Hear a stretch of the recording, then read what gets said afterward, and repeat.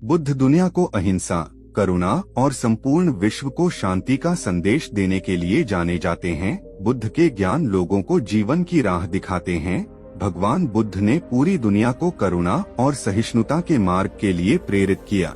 बुद्ध ने सुनाई 4 पत्नियों की कहानी। एक आदमी की 4 पत्नियां थीं। प्राचीन भारत की सामाजिक व्यवस्था ऐसी थी जहां एक पुरुष कई पत्नियां रख सकता था। समय बीतने पर वो व्यक्ति बीमार पड़ गया और उसे अपनी मौत करीब दिखने लगी। जीवन के अंत में वो बहुत अकेलापन महसूस करने लगा।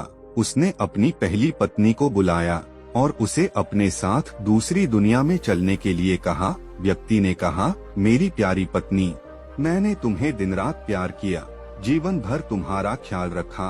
अब मैं मरने वाला हूँ, क्या तुम मेरे साथ वहाँ चलोगी जहाँ मैं अपनी मृत्यु के बाद जाऊँ? उसे उम्मीद थी कि उसकी पहली पत्नी का जवाब हाँ ही होगा, लेकिन उसने जवाब दिया, मेरे प्यारे पति, मुझे पता है कि आप हमेशा मुझसे प्यार करते थे और अब आपका अंत करीब है। ऐसे में अब आपसे अलग होने का समय आ गया है। अलविदा मेरे प्रिय। दूसरी पत्नी का जवाब। इसके बाद बीमार पुरुष ने अपनी दूसरी पत्नी को बिस्तर के पास बुलाया और मौत के बाद के सफर पर साथ चलने की विनती की। उसने कहा, मेरी प्यारी दूसरी पत्नी, तुम जानती हो कि मैंने तुम्हें कितना प्यार किया है। कभी कभी मुझे डर लगता था कि तुम मुझे छोड़ दोगी, लेकिन मैंने तुम्हें दृढ़ता से थामे रखा। मेरी प्रिय, मेरे साथ दूसरे सफर पर चलो। दूसरी पत्नी ने जवाब दिया, प्रिय पति, आपकी पहली पत्नी ने आपकी मृत्यु के बाद आपका साथ देने से इनकार कर दिया, तो फिर मैं भला आपके साथ कैसे जा सकती हूँ? आपने मुझे केवल अपने स्वार्थ के लिए प्यार किया है। तीसरी पत्नी का जवाब। मृत्युशैया पर लेटे हुए पुरुष ने अपनी तीसरी पत्नी को बुलाया और उसे भी अपने साथ चलने को कहा।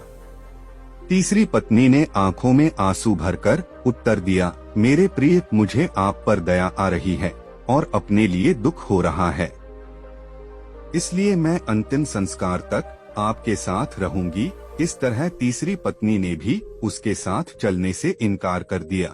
चौथी पत्नी का जवाब। जब तीनों पत्नियों ने उसकी मृत्यु के बाद उसका अनुसरण करने से इनकार कर दिया, तब उसे याद आया कि उसकी एक और पत्नी है। उसकी चौथी पत्नी, जिसकी उसने ज्यादा परवाह नहीं की थी। चौथी पत्नी के साथ उसने हमेशा एक दासी की तरह व्यवहार किया था और हमेशा उसे दुत्कारा था। पुरुष ने सोचा कि अगर वह अब उससे अंतिम सफर पर साथ चलने को कहता है तो वो निश्चित रूप से मना कर देगी। हालांकि वो इतना ज्यादा डरा हुआ था और अकेलापन महसूस कर रहा था कि उसने अपनी चौथी पत्नी से भी दूसरी दुनिया में साथ चलने की गुजारिश की। चौथी पत्नी ने अपने पति के अनुरोध को तुरंत स्वीकार कर लिया।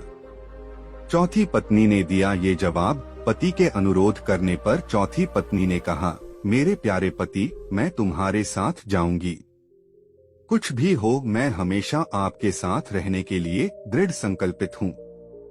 मैं आपसे कभी अलग नहीं हो सकती। यह कहानी है एक आदमी और उसकी 4 पत्नियों की।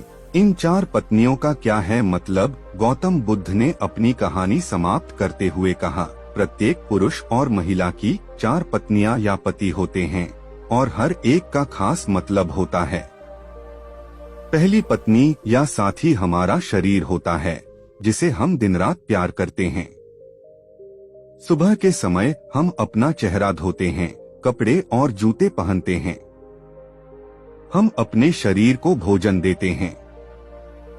हम पहली पत्नी की तरह अपने शरीर का ख्याल रखते हैं, लेकिन दुर्भाग्य से जीवन के अंत में शरीर यानी पहली पत्नी हमें अगली दुनिया में नहीं ले जा सकती है। शव का अंतिम संस्कार किया जाता है। बुद्ध ने कहा, जब अंतिम सांस हमारे शरीर को छोड़ती है तो चेहरे का रंग बदल जाता है और हम अपने उज्ज्वल जीवन को खोने लगते हैं। हमारे प्रियजन इकट्ठा होकर विलाप कर सकते हैं, लेकिन इसका कोई फायदा नहीं होता है। ऐसे समय में शरीर को अंतिम संस्कार के लिए एक खुले मैदान में रख दिया जाता है और सिर्फ सफेद राख बच जाती है। यह हमारे शरीर का गंतव्य है। भौतिक चीजों का तात्पर्य दूसरी पत्नी, हमारे भाग्य, भौतिक चीजों, धन, संपत्ति, प्रसिद्धि, पद और नौकरी को दर्शाती है। हम इन सभी भौतिक चीजों से काफी जुड़ाव महसूस करते हैं, जिसे पाने के लिए हमने कड़ी मेहनत की है। हम इन चीजों को खोने से डरते हैं और बहुत कुछ पाने की इच्छा रखते हैं, लेकिन इनकी कोई सीमा नहीं है। जीवन के अंत में ये चीजें मृत्यु तक हमारा पीछा नहीं कर सकती। हमारे भाग्य ने जो भी इकट्ठा किया है उसे हमें छोड़ना ही होगा। हम इस दुनिया में खाली हाथ आए हैं और मृत्यु के समय भी हमारे हाथ खाली होते हैं। हम अपनी मृत्यु के बाद अपना भाग्य पकड़कर नहीं रख सकते। जैसे दूसरी पत्नी ने अपने पति से कहा था, तुमने अपने अहंकार और स्वार्थ के लिए सिर्फ मुझे अपने साथ रखा और अब अलविदा कहने का समय आ गया है। बुद्ध कहते हैं कि तीसरी पत्नी का अर्थ यहाँ हमारे नाते रिश्तेदारों से है। यह हमारे माता पिता, बहन और भाई, सभी रिश्तेदारों, दोस्तों और समाज की तरह है। वो आंखों में आंसू लिए हमारे साथ श्मशान घाट तक ही आ सकते हैं। वो हमारे लिए दुखी और उदास रहते हैं। इसलिए हम अपने शरीर, भाग्य और समाज पर निर्भर नहीं रह सकते। हम अकेले आते हैं और अकेले ही इस दुनिया से जाते हैं। मृत्यु के बाद कोई हमारा साथ नहीं दे सकता। चौथी पत्नी का क्या है मतलब? बुद्ध ने कहा, चौथी पत्नी हमारा मन या चेतना है।